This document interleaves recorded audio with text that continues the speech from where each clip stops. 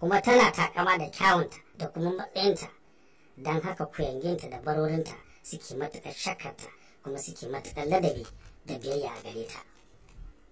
Sarki Maharaz ya yi imani matuƙa da gunki Darbuza, kuma shi ne wakilin mutanen ƙasar gaba ɗaya a wajen gunki Darbuza. Duk wani sihirin tsafi wanda Sarki Maharaz ke takama da shi a wajen Darbuza yake samu, kuma duk abin da ya sa a gabansa in dai nemi taimakon Darbuza sai ya samu nasara, bai taɓa samun akasi ba. Bisa wannan dalili ne gaba ɗayan bokan da ke nahiyar suke adawa da shi, domin a kullum ba su da burin da ya fi su ga bayansa kuma su mallaki duk sihirin da yake takama da shi. Baya ga bokaye su ma dukkanin sarakunan da ke nahiyar suna adawa da Sarki Maharaz saboda shi ne ubansa a ɓangaren ƙarfin mulki da girman ƙasa. Kowane sarki burinsa a ce yau an waye gari ya fi Sarki Maharaz ɗaukaka da suna, amma duk sun makara domin na gaba ya yi gaba, na baya sai labari.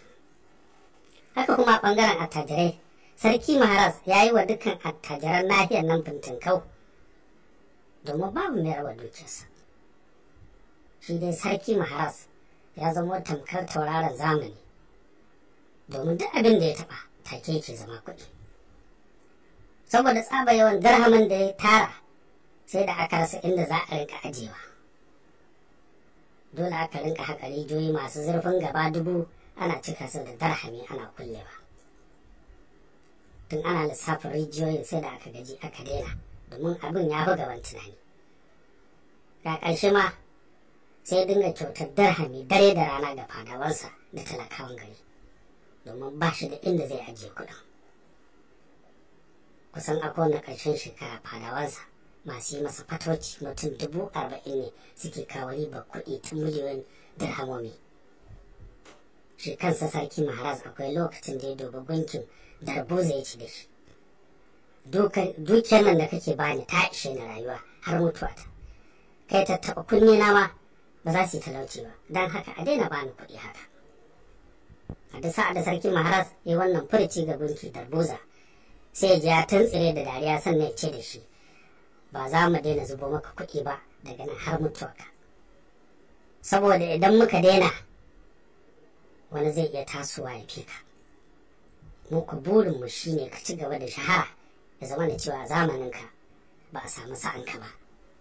Wani jin haka sai farin ciki ya baibaye Sarki Maharaz, ya godiya sannan ya miƙe ya fita daga ɗakin bautar gunki Darbuza.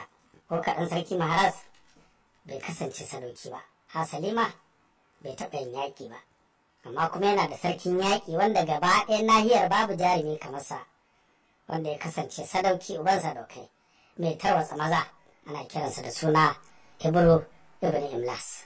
Hibru ya kasance babban masoyin Sarki Maharaz, wanda a koda yaushe a shirye yake da ya sadaukar da rayuwarsa don kare ta sarki da mutuncin sarki. Sai dai wani abin mamaki shi ne da irin wannan kauna da Hibru ke nuna sarki sai ta zama ta banza, domin sarki da sarkin yaƙi